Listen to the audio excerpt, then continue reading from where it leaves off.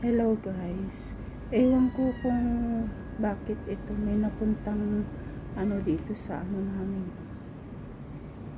na mga ganyan pukyutan. May nagbahay na pukyutan.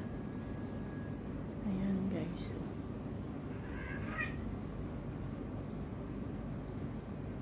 maliliit lang siya, nakakaano naman. Ewan ko kung pukyutan ba yan or mga langaw. Ewan.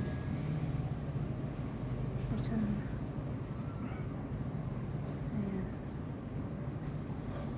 Ayan siya. Sa may karton.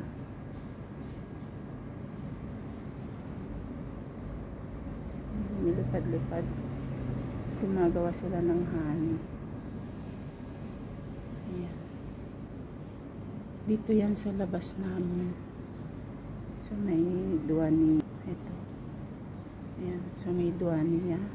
Pintuan na ginawa ng bodega. Yung ginawang bodega na ng alaga ko. Pinaglagyan niya ng mga ng sasakyan niya. Ito. Labas. Mga halaman. Ayan, mga pusa. Ayan.